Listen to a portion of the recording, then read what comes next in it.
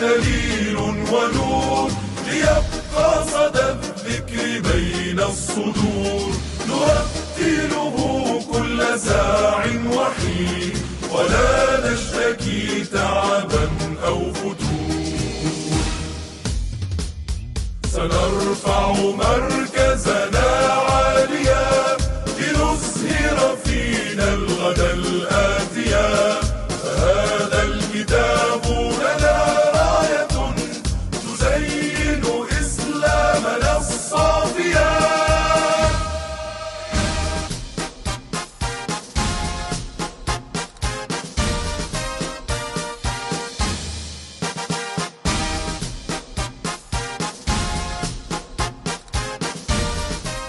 حدائق ذات بهجة.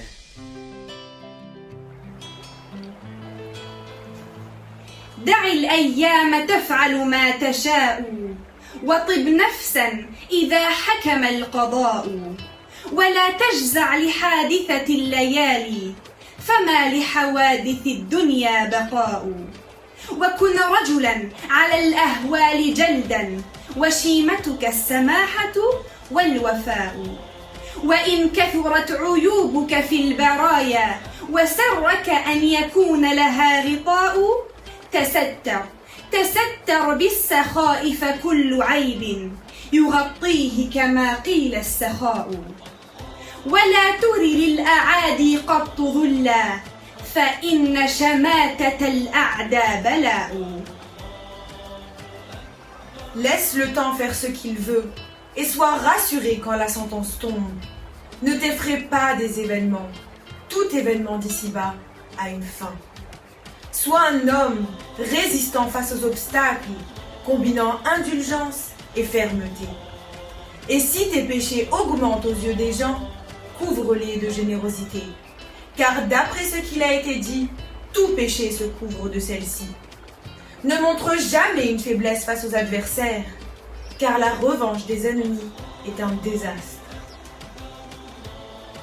مشاهدينا الكرام، السلام عليكم ورحمة الله تعالى وبركاته، وأهلا وسهلا بكم في حلقة جديدة شيقة وممتعة.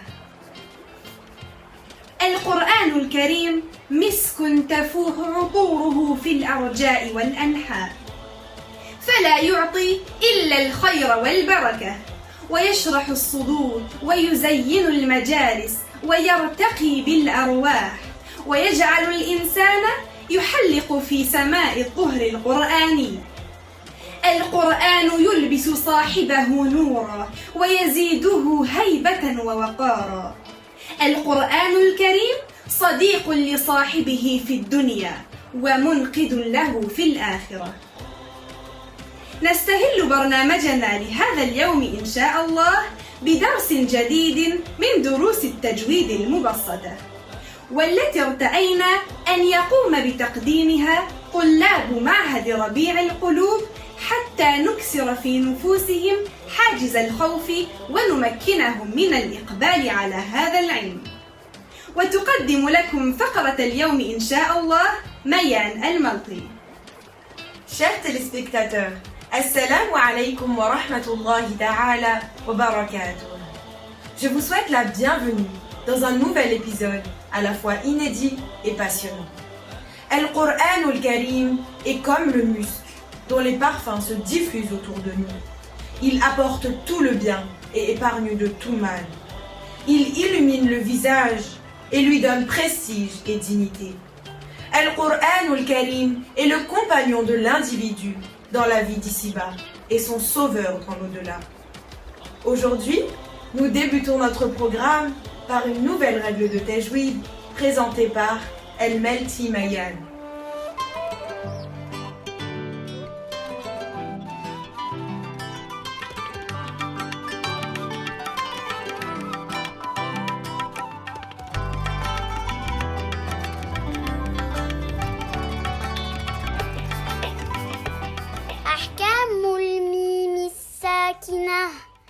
Les règles du mime silencieux. Qu'est-ce que le mime silencieux? Le mime al-sakina est un mime sur lequel il y a un soukoun, c'est-à-dire une absence de voyelle. Il se prononce en superposant les lèvres accompagné d'une rouna. Quelles sont ces règles? Le mime sakina est concerné par 3 règles. La première, la fusion, al-idgham ou shafawi. La deuxième, la dissimulation, al-irfa ou shafawi. Et la troisième, la clarté, al-idhar ou shafawi. En quoi consiste al-idgham al-shafawi? Si le mime sakina est suivi d'un autre mime, les 2 lettres seront prononcées comme un seul, doublées et accompagnées d'une rouna, comme par exemple walahumma. Qu'est-ce qu'al-irfa al-shafawi? Al-irfa ou shafawi consiste à dissimuler le mime sakina lorsqu'il est suivi de la lettre ba, tout en l'accompagnant d'une rouna, comme par exemple tarmihim bihijaratin. En quoi consiste al-idhar al-shafawi? Cette règle consiste à prononcer distinctement le mime sakina lorsqu'il est suivi des autres lettres de l'alphabet, hormis les lettres mim et ba, sans appliquer de rouna supplémentaire, comme par exemple bi amwalikum. Que signifie al-shafawi?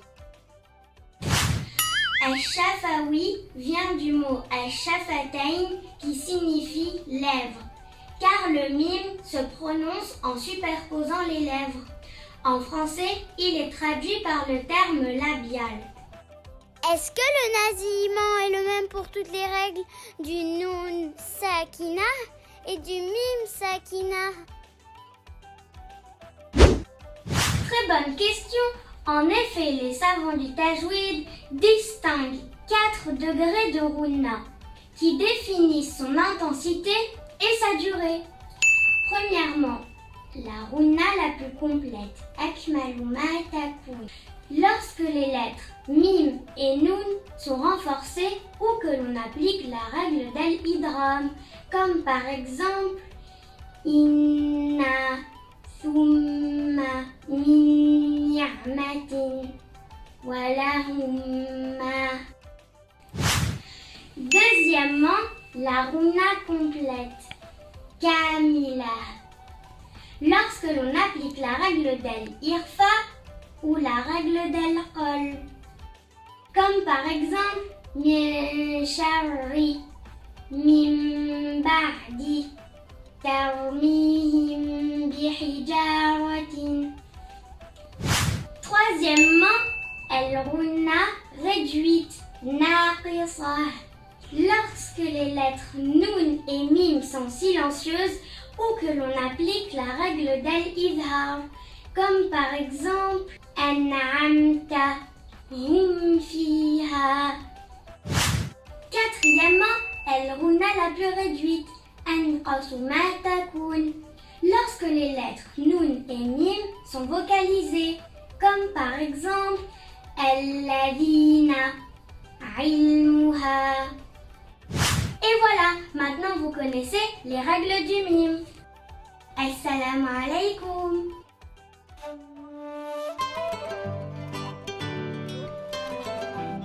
Assalamu alaikum.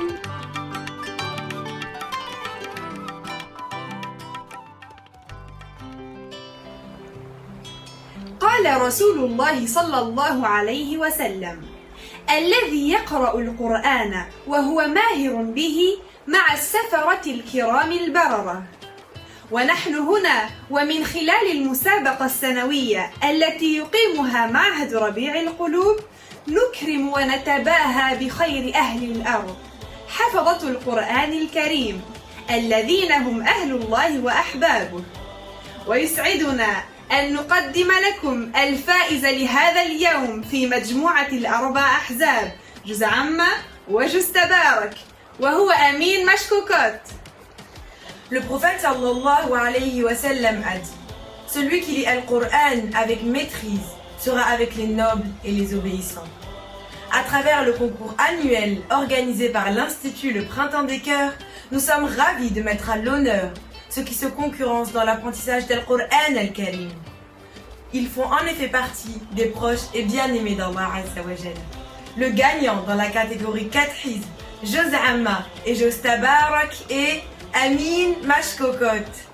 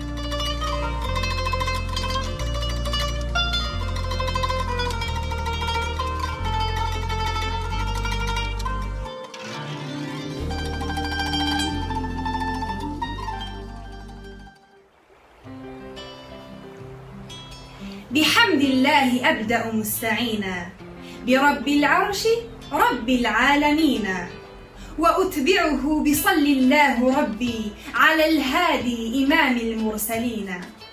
وبعد، فإن للأصحاب جزما، فضائل جمة ثبتت يقينا، فقد كانوا بنص الوحي عونا لخير الخلق أيضا ناصرين، وهم وزراء أحمد خير صحب، وما غفلوا عن الخيرات حينا، وقد عبدوا الإله الحق صدقا، فكانوا مخلصين ومخلصين، وهم حقا وعاة العلم كانوا، وهم صدقا نجوم السالكين.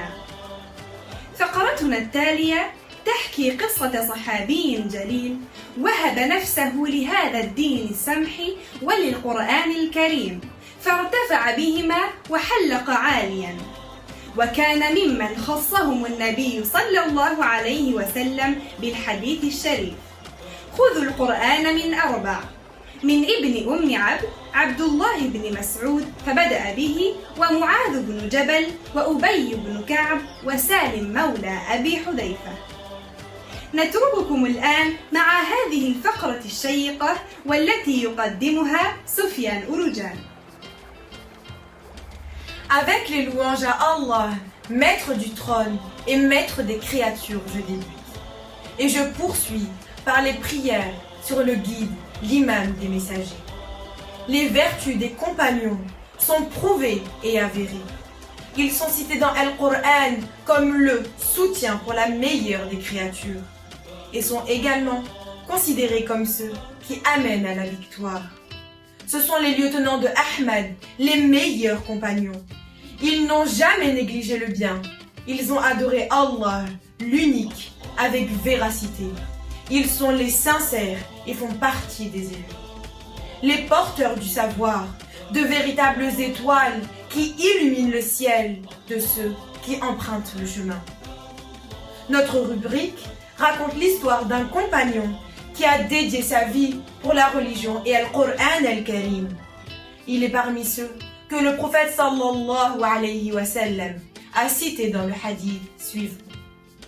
Apprenez le Coran de 4 personnes: Ibn Ummi Abd, Abdallah ibn Mas'ud, Mu'adh ibn Jabal, Ubay ibn Ka'b, puis Salim, Mawla Abi Hudayfa. Cette rubrique va vous raconter son histoire passionnante. Elle vous sera présentée par Ouroujan Sofiane.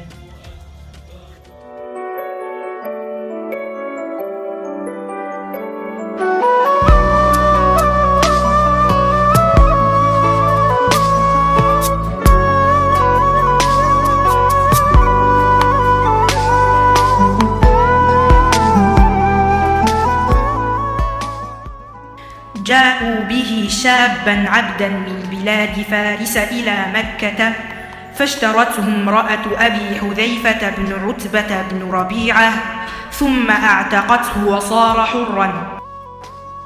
إنه سالم بن معقل، أحبه زوجها كثيرا ولم يستطع أن يفارقه، فأعلن في مكة بين قومه أنه قد تبناه وأصبح ابنه. مرت الأيام وأشرق نور على مكة أضاءت له أرجاؤها، فأسلم من أسلم وانشرح صدره للإسلام، وكان ممن اهتدى ودخل في دين الحق آل أبي حذيفة بن عتبة، وسارعوا إلى إلغاء التبني، فصار الشاب يدعى سالم مولى أبي حذيفة رضي الله عنه. لما أسلم الشاب سالم مولى أبي حذيفة تعلق قلبه بالنبي صلى الله عليه وسلم، وسار ملازما له لا يتركه أبدا، وأظهر ميلا شديدا للقرآن، وراح يغوص في بحره ويتعلمه حتى تمكن من حفظه وصار من خاصته. كان الصحابي الجليل ذا صوت ندي، وقد زينته قراءته المتقنة، حتى أنه وفي ليلة استبطأ النبي صلى الله عليه وسلم زوجته السيدة عائشة، رضي الله عنها. وحين سألها: أين كنت؟ قالت رضي الله عنها: كنت أستمع قراءة رجل من أصحابك لم أسمع مثل قراءته وصوته من أحد. قالت: فقام النبي صلى الله عليه وسلم ومعه أم المؤمنين فاستمع له، ثم التفت إليها وقال بعد أن ذكر اسمه: الحمد لله الذي جعل في أمتي مثل هذا. رواه أحمد وابن ماجه. تلك هي شهادة من خير خلق الله الذي يعرف كيف ينزل الناس منازلهم، والتي أدخلت الفرح والسرور على قلب الصحابي رضي الله عنه، ودفعته إلى جعل قراءة القرآن وإتقانه هدفه السامي.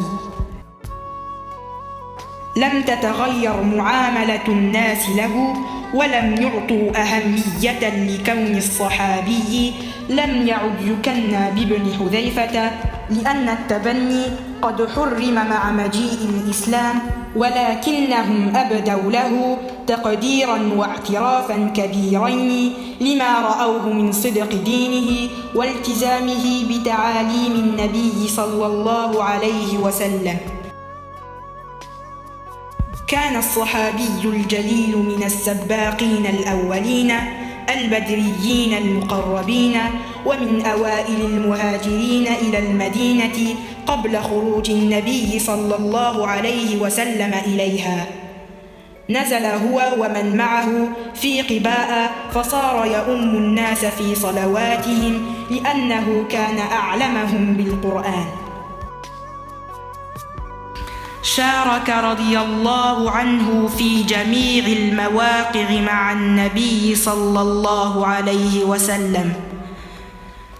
بعد وفاته صلى الله عليه وسلم ظهر رجل يدعى مسيلمة الكذاب في اليمامة، مدينة إلى الشمال الشرقي من المدينة المنورة، يدعي النبوة ويدعو الناس كذبا وزورا إلى التحلل من بعض أركان الإسلام. فقام خليفة رسول الله أبو بكر الصديق إلى محاربته، وجهز جيشا كبيرا دفع به إلى اليمامة. كان الصحابي الجليل من السباقين إلى تلبية النداء لنصرة الإسلام ورفع راية الحق، لكنه لم يلبث أن سقط شهيدا هناك وهو حامل الراية بيده، وذلك في السنة 12 للهجرة. دفن رضي الله عنه وأرضاه في قبر واحد مع مولاه أبي حذيفة، اجتمعا في الدنيا ولم يتفرقا عند الشهادة، رضي الله عنهم جميعا وأرضاهم.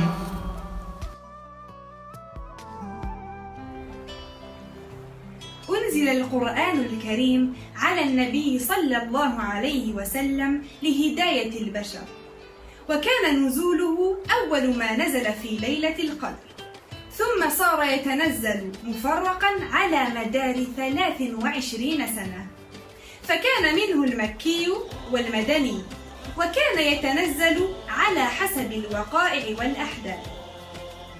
كان الصحابة يعلمون أسباب النزول ويحفظونها وينقلونها تواترا للأجيال، ويعينهم ذلك على فهم القرآن الكريم وتفسيره واستنباط الأحكام الشرعية منه.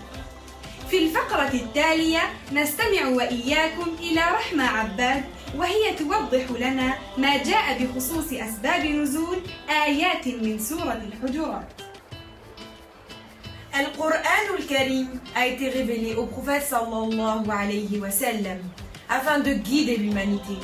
Ses premiers versets sont descendus lors de la nuit de la valeur. Puis, la révélation a eu lieu progressivement durant 23 années. Les versets sont classés en deux catégories. Il y a d'une part ceux révélés durant la période mécoise et d'autre part, ceux révélés durant la période médinoise. La descente des versets eut lieu selon les événements et les situations vécues à cette époque. Les compagnons connaissaient les raisons de leur descente, ils les apprenaient et les transmettaient de génération en génération. Les raisons de descente éclairent la compréhension, favorisent l'interprétation du Coran et ouvrent l'esprit à la réflexion quant aux lois qui s'y rapportent. Cette rubrique pleine de sagesse vous sera présentée par Rahma Abbad. Nous vous y exposerons les raisons de descente de quelques versets de Surat al-Hujurat.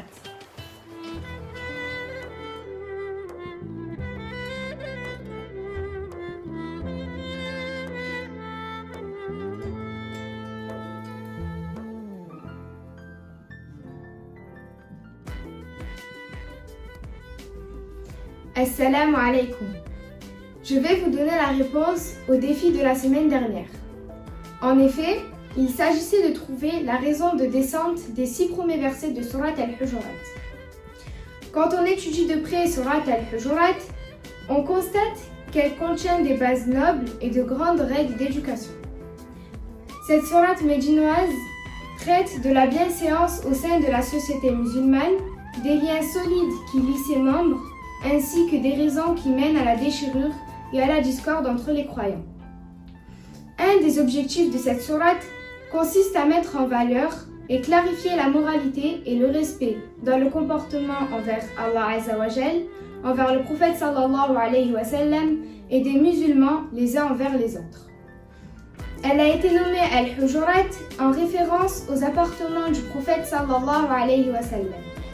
En effet, Muhammad sallallahu alayhi wa sallam et ses épouses, les mères des croyants, vivaient dans des chambres attenantes à la mosquée, ce qui lui procurait une proximité quotidienne avec les musulmans, d'où la nécessité d'enseigner aux croyants la bienséance envers le messager. Le premier verset pose le principe fondamental sur lequel repose le comportement du croyant. En effet, Allah Azza wa Jal appelle les croyants et leur dit: أعوذ بالله من الشيطان الرجيم بسم الله الرحمن الرحيم يا أيها الذين آمنوا لا تقدموا بين يدي الله ورسوله واتقوا الله إن الله سميع عليم. Ne devancez pas Allah et son messager, ce qui signifie ne dites rien qui va contre le Coran et la Sunna, et ne discutez pas les versets du Coran et les paroles du messager sallallahu alayhi wa sallam, mais plutôt suivez ses enseignements dans toutes vos affaires. Découvrons à présent la raison de descente des versets 2 et 3 de cette sourate. N'élevez pas votre voix au-dessus de la voix du prophète et ne haussez pas le ton en lui parlant. Ces deux comportements reflètent le manque de respect et l'impolitesse. Le compagnon Ibn Zubayr radiyallahu anhu raconte que 2 compagnons étaient en désaccord à propos d'un événement. Ils ont commencé à débattre devant le prophète sallallahu alayhi wa sallam et sans se rendre compte, ils haussèrent le ton. Suite à cet événement, Allah Azza wa Jal a révélé les versets suivants. Bismillahirrahmanirrahim. يا أيها الذين آمنوا لا ترفعوا أصواتكم فوق صوت النبي ولا تجهروا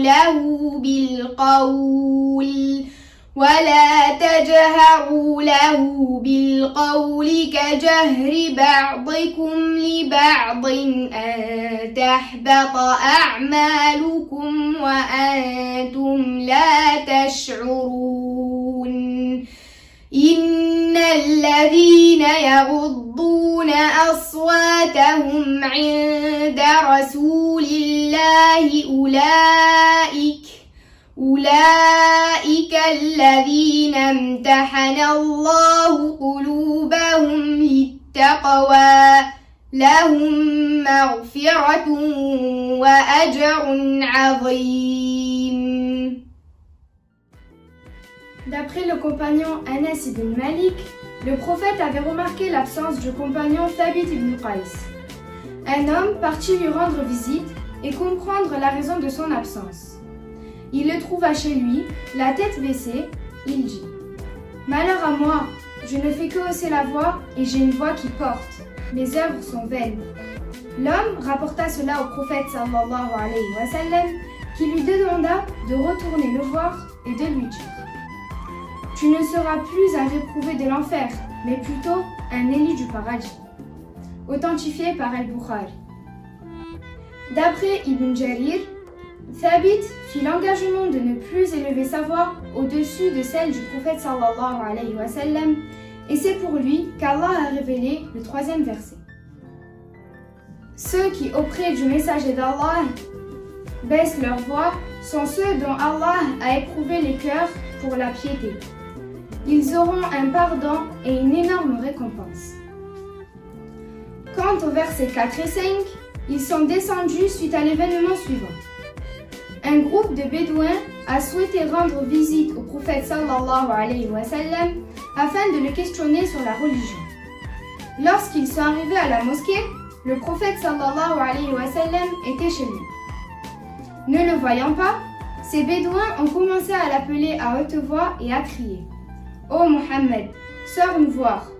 Le prophète sallallahu alayhi wa sallam a désapprouvé leur vacarme ainsi que la manière dont ils se sont adressés à lui.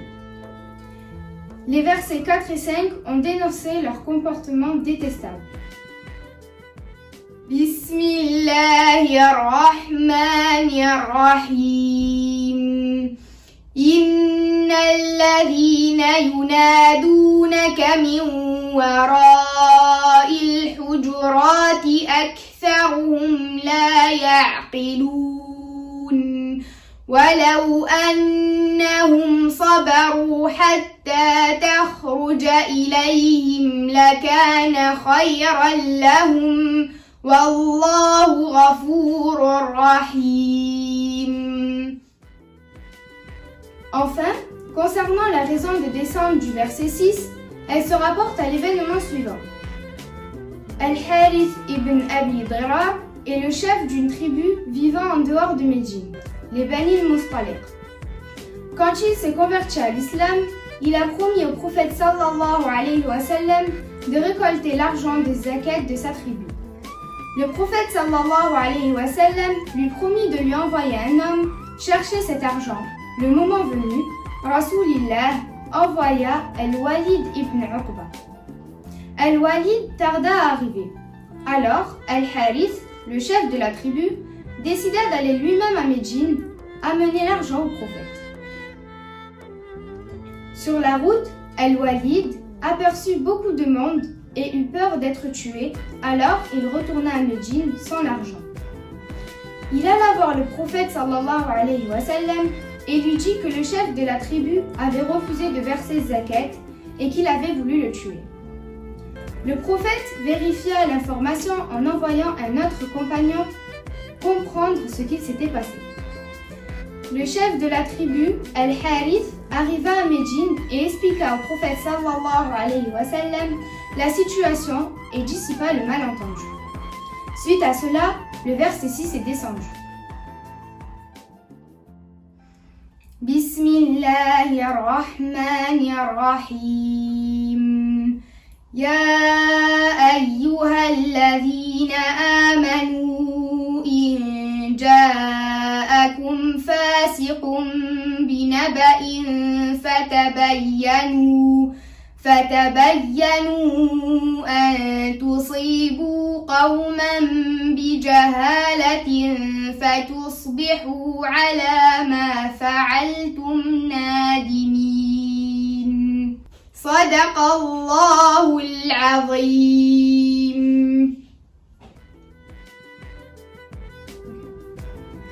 Voilà de magnifiques versets pleins de sagesse adressés aux croyants par leur Dieu leur maître et leur créateur. À travers ce passage, nous sommes emportés par l'éducation bienveillante et juste qu'ont reçu les compagnons et nous ne pouvons qu'admirer et aspirer aux nobles vertus vers lesquelles ils nous appellent. Puisse Allah nous compter parmi les croyants. En espérant que notre explication vous ait plu, je vous lance un nouveau défi. Vous devrez réfléchir et donner les raisons de descente de Surat Ar-Rahman. À la semaine prochaine, Inch'Allah, pour notre rubrique Éclaircissement et lumière.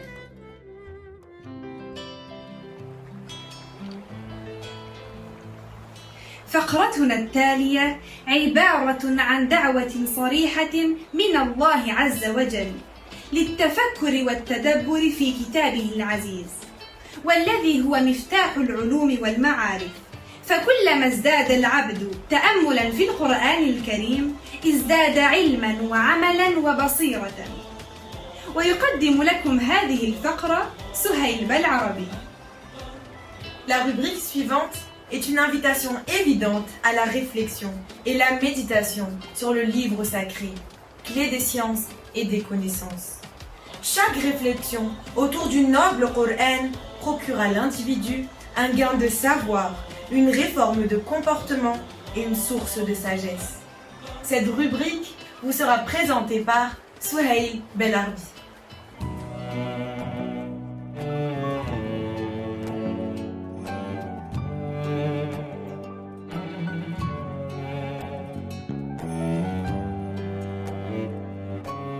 Les miracles contenus dans Al-Qur'an al-Karim sont nombreux. Leurs découvertes affermissent la foi et poussent de nombreuses personnes à admettre la réalité suivante. Al-Qur'an al-Karim ne peut être que la parole du Créateur de l'univers. Nous allons voir dans le verset 125 de Surat Al-An'am une vérité scientifique annoncée bien avant sa découverte, les effets de la montée en altitude. أعوذ بالله من الشيطان الرجيم بسم الله الرحمن الرحيم فمن يرد الله أن يهديه يشرح صدره للإسلام ومن يرد أن يضله يجعل صدره ضيقا حرجا كأنما يصعد في السماء كذلك يجعل الله الرجس على الذين لا يؤمنون صدق الله العظيم. Et puis quiconque Allah veut guider, il lui ouvre la poitrine à l'islam, et quiconque il veut égarer, il rend sa poitrine étroite et gênée, comme s'il s'efforçait de monter au ciel. Ainsi, Allah afflige sa punition à ceux qui ne croient pas. Allah Azza wa Jal nous donne la comparaison de la poitrine étroite et gênée de la personne égarée à la poitrine de celui qui s'efforce de monter en altitude. En effet, la science a démontré que lors de la montée en altitude, la pression atmosphérique et l'air diminuent. Ainsi, l'homme, au fur et à mesure qu'il s'éloigne de la surface de la Terre, souffre d'insuffisance respiratoire. Il ressent alors des signes cliniques typiques qui correspondent à une mauvaise respiration, la dyspnée, et une accélération du rythme cardiaque, la tachycardie. Ces effets se ressentent au-delà de 2000 mètres d'altitude. Cette gêne à la poitrine s'appelle le mal des montagnes. C'est pourquoi les alpinistes emportent des bonbonnes d'oxygène lorsqu'ils doivent gravir des montagnes au sommet très élevé. La comparaison faite dans ce verset est frappante. Elle nous aide à comprendre le mal-être que ressent celui qui s'éloigne du chemin de la satisfaction d'Allah Azza wa Jal. Il vivra avec un sentiment d'oppression et de mal-être à l'image de celui qui gravit une montagne. Mais ce qui est miraculeux dans ce passage, c'est qu'aux alentours de la Mecque, il n'y avait aucun sommet assez haut pour constater cet état lors de la montée en altitude. En effet, la ville de la Mecque est entourée de collines s'élevant de 500 à 2000 mètres au plus. À cette altitude, l'insuffisance respiratoire ne se fait pas sentir. Ainsi, aucun être humain vivant à la Mecque ou à Médine n'aurait pu constater cet état. D'ailleurs, le mal des montagnes n'a été décrit qu'au XIXe siècle par un médecin et physiologiste français, Paul Bert, près de 12 siècles après la révélation de ce verset. Ceci prouve encore une fois qu'Al-Qur'an al-Karim est la parole du Créateur des cieux et de la terre, le connaisseur de toutes choses visibles et invisibles. Voici le miracle contenu dans ce verset, la montée en altitude.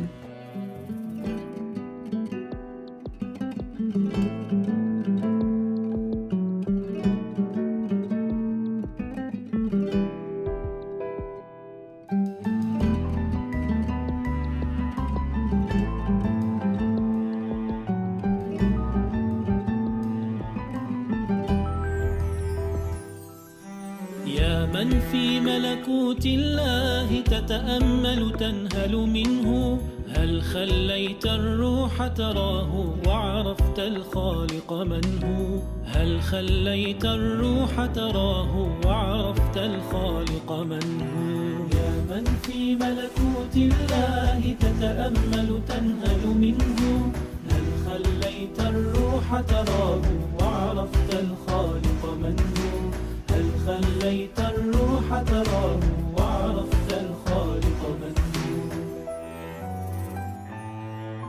عظم الخلق عليه دل في أجزاء الكون تجلى فافتح قلبك وانظر حولك سبح باسم الله الأعلى عظم الخلق عليه دل في أجزاء الكون تجلى فافتح قلبك وانظر حولك سبح باسم الله الأعلى بالكاف وبالنون براك من طين بشرا سواك وهداك النور وهداك كي تبصره القلب العقل وهداك النور وهداك كي تبصره القلب العقل عظم الخلق عليه دل سبح باسم الله الأعلى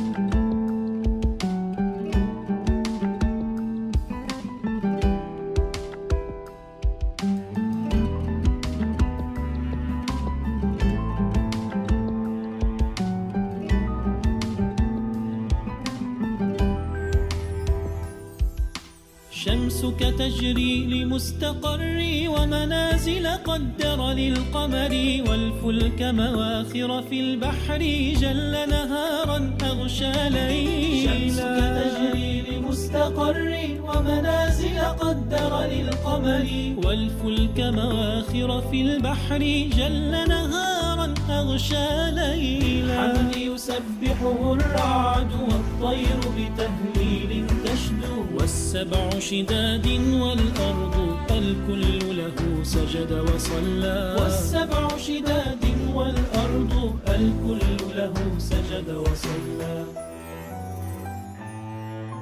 لن يقلك إن رمت الوصل وجعلته في عمرك كلا ذاك الله تعالى جل سبح باسم الله الأعلى لن يقلك إن رمت الوصل وجعلته في عمرك كلا ذاك الله تعالى جل سبح باسم الله الأعلى عظم الخلق عليه دل سبح باسم الله الأعلى يا من في ملكوت الله تتأمل تنهل منه هل خليت الروح تراه وعرفت الخالق من هو هل خليت الروح تراه وعرفت الخالق من هو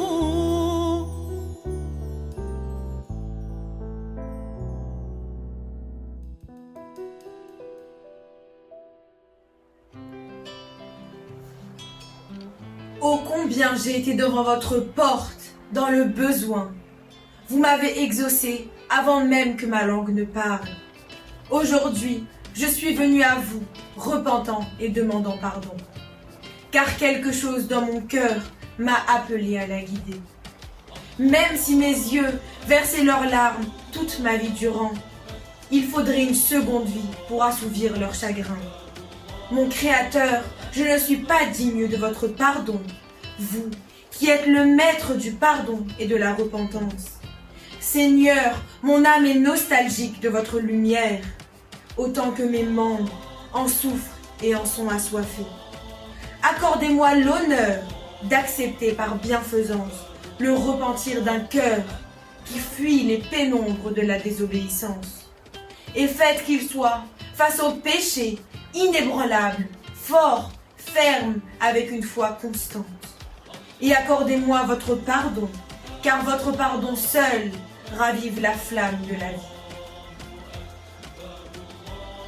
كم جئت بابك سائلا فأجبتني من قبل حتى أن يقول لساني واليوم جئتك تائبا مستغفرا شيء بقلبي للهدى ناداني عيناي لو تبكي بقية عمرها لاحتجت بعد العمر عمرا ثاني إن لم أكن للعفو أهلا خالقي فأنت أهل العفو والغفران روحي لنورك يا إلهي قد هفت وتشققت عطشا له أركاني فاقبل بفضلك توبة القلب الذي قد جاء هربا من دجى العصيان واجعله في وجه الخطايا ثابتا صلبا قويا ثابت الإيمان وامنن بعفوك إن عفوك وحده سيعيد نبض النور في الإنسان. أعزائي المشاهدين، نقول لكم إلى لقاء آخر ونفحات أخرى، ونترككم في رعاية الله وحفظه، والسلام عليكم ورحمة الله تعالى وبركاته.